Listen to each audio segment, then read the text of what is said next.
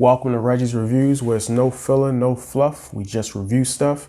And today I'm going to do a review of Miley Cyrus, Endless Summer Vacation. So this album came out March 10th, 2023. So it's been a little over a year now. Just some quick background.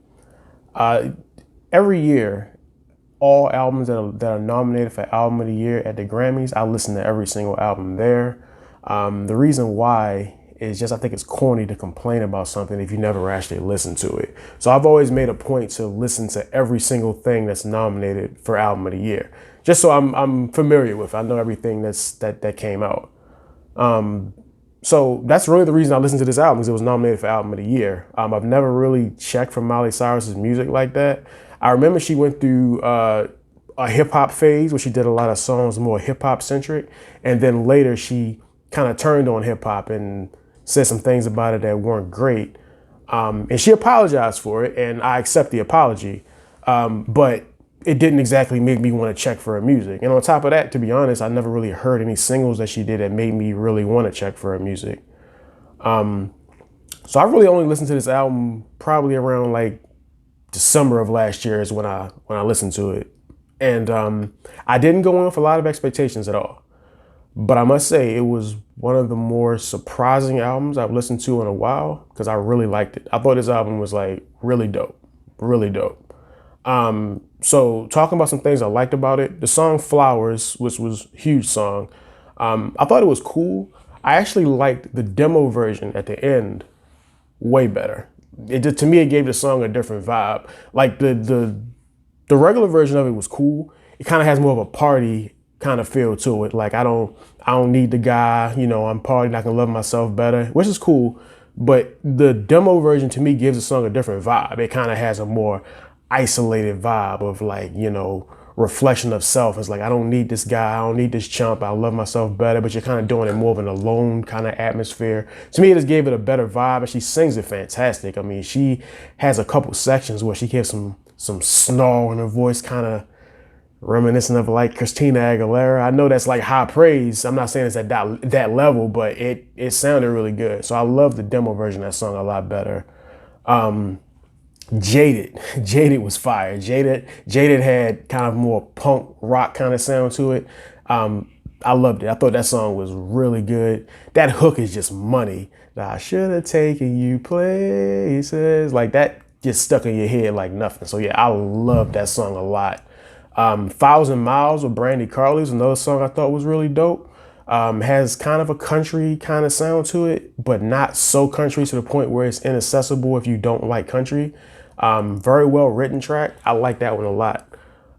You was fire. You was one of my favorite songs on there. The energy on that song was great, and her voice has some, dare I say, soul to it. Like it just sounded outstanding. It's a really good song, and it's so her. Like the lyrics on that song just sound so much like her. Flip off my exes, go to Texas, and get kicked out of bars, but only if it's with you. Only if it's with the man she likes. Only then I'll do that stuff. It has like trashy, but it's just fun lyrics. So I love that track. That's like one of my favorites on here. And so at this point of the album, I'm like, am I going to like a Miley Cyrus album? Like, seriously? And it's like, yeah, you are. Because then the next song after that, Handstand, man, like that's my favorite song on here. Just the beat was beautiful. It just has this real fun, dreamy, hypnotizing kind of sound to it. And I love the little spoken word thing she does at the beginning of the track. That was really cool. And now there was a small section where the beat changed, and to me it became a bit chaotic. I didn't like that part that much, but then it comes back around to the original beat and it puts you right back in that trance again. That song was excellent. That's my favorite song on here. Violet Chemistry, that one was dope as well. Really groovy. Love the sound of that one. That small bridge at the end right before it goes back to the hook was money. That was right on point. I love that a lot.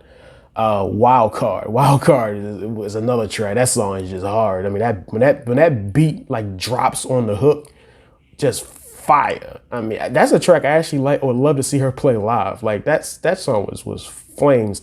And again, kind of like what I said about you, like the lyrics are like, it's like so her, the whole I could be your wife and go meet your mom in a dress too tight. Like that's just so her. Like actually I should have researched if she writes her own songs because I actually don't know. But if she doesn't, whoever the songwriter is, like nails her perfectly. So yeah, that song was really dope. So yeah, it's a lot of really good songs on here for sure. Quickly talk about things I didn't like about it. The first song that I really didn't like was the song River. That song I flat out didn't like at all. The beat was just nails on a chalkboard to me. I really don't like that kind of sound, that clubby dance song sound. I really don't like that sound. So that song is just not for me. Muddy Feet was also a mess to me. I couldn't vibe with that song at all. I mean, she brings some energy to it, but it feels like not well placed energy, in my opinion. And the song is just a mess. And like